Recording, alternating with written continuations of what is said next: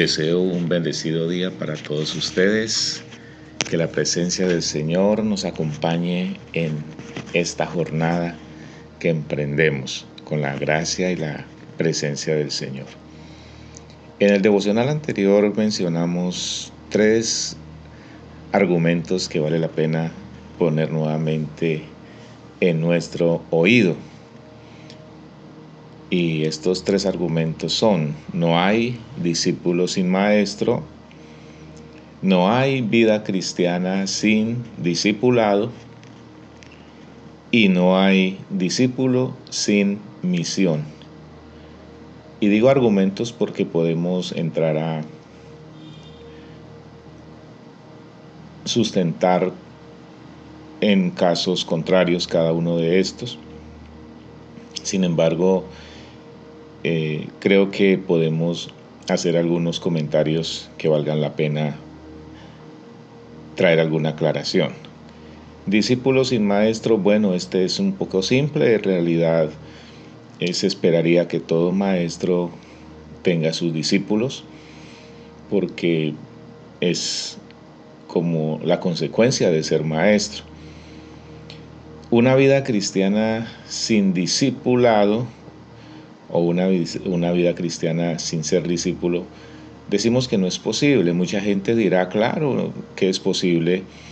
Yo soy un cristiano y nunca he hecho o he pasado por un programa de discipulado, ni me interesa, ni estoy en condiciones de hacerlo. Pues definitivamente habría que examinar cómo es la vida cristiana de esta persona. Puede ser que sea un hombre autodidacta en el estudio de la palabra de Dios, en la profundización del conocimiento de las Escrituras. Más aún, el discipulado también tiene que ver con relaciones interpersonales, con apoyo mutuo, con saber que hay personas adelante que nosotros en su experiencia, en su caminar y en su madurez, y que hay otras personas que están detrás de nosotros. A quienes van adelante los imitamos y a quienes van detrás les ayudamos para que avancen también en el camino. Entonces, en ese sentido, la vida cristiana es indispensable hacerla a través de una experiencia del discipulado. Y finalmente, no hay discípulos sin misión. El Señor Jesús, y ya lo dijimos en el devocional anterior también, no está realmente interesado en tener cristianos, o el programa de Dios no es tener cristianos, en realidad es tener discípulos. Y para ser discípulo de Cristo, pues simplemente hay que, como ya venimos diciendo, hay que tener encuentro con Cristo, hay que tener ese llamado de Cristo y tenemos que tomar la decisión de seguir a Cristo. Pero quisiera entonces en este momento devocional colocar tal vez el fundamento de la temática que nos ocupa para estos tiempos devocional. ¿Cuál es la misión de la iglesia? San Mateo capítulo 6, versículo 10 es un versículo que nos va a decir la misión de la iglesia. Lo hemos tomado como una simple orientación que el Señor Jesús nos está dando para orar, pero en realidad Jesús está poniendo aquí los fundamentos de la misión de la iglesia. Este versículo dice, quiero leerlo desde el versículo anterior, es decir, desde el versículo 9, que dice así: vosotros pues oraréis así: Padre nuestro que estás en los cielos, santificado sea tu nombre. Venga tu reino, hágase tu voluntad como en el cielo, así también en la tierra.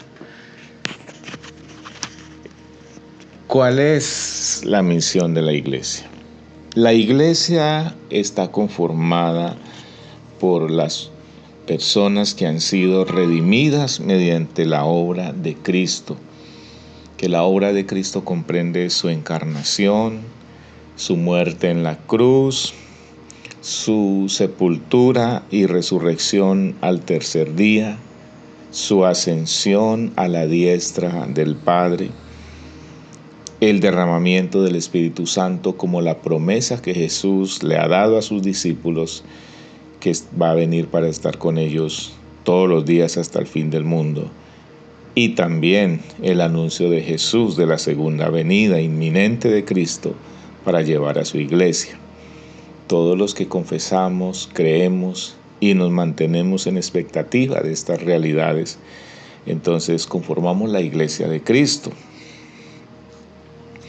Existe entonces en la tierra estas personas que de manera individual o grupal se unen en este mismo pensamiento, en esta misma fe, y eventualmente se congregan como la iglesia del Señor en edificios, en las calles, en los parques, en cualquier lugar donde lo hace.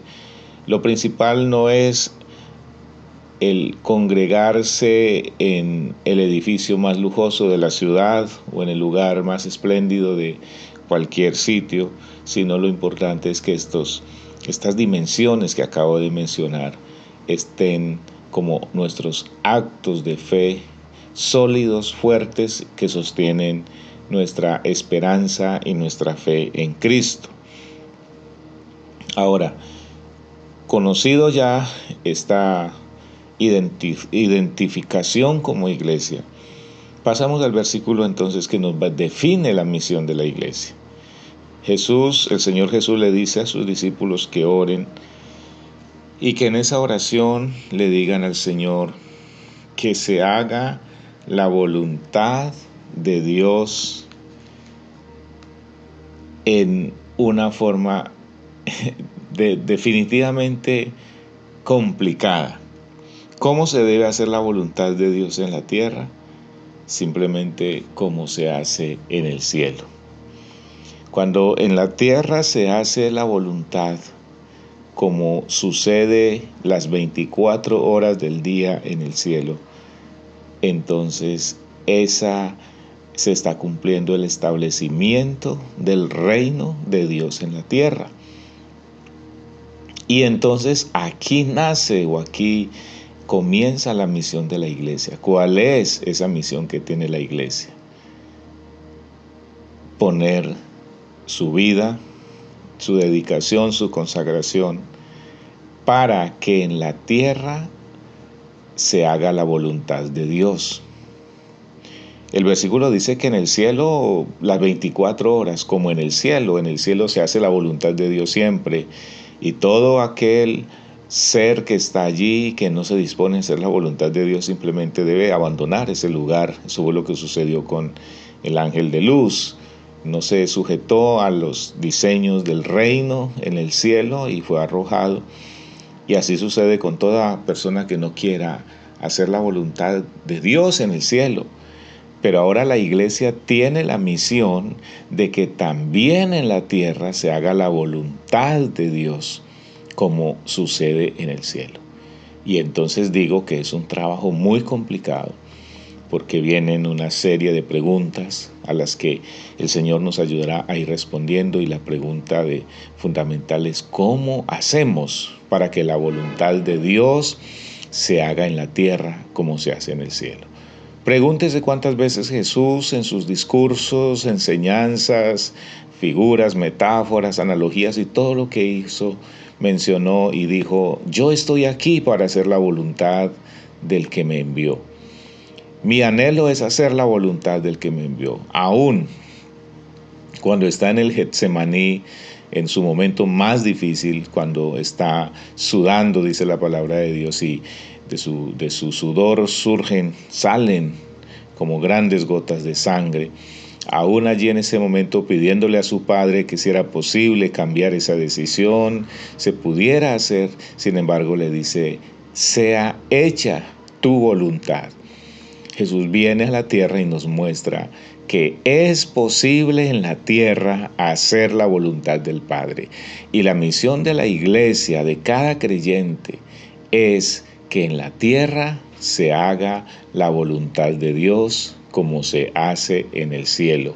Nos vamos adentrando entonces en una tarea bastante exigente, pero que el cristiano de hoy no puede rehuir a esto, porque hay muchos cristianos que más bien hemos asumido el rol de iglesia como un centro de atención para nuestras emergencias, pero no como un lugar donde se haga la voluntad de Dios, como sucede en el cielo.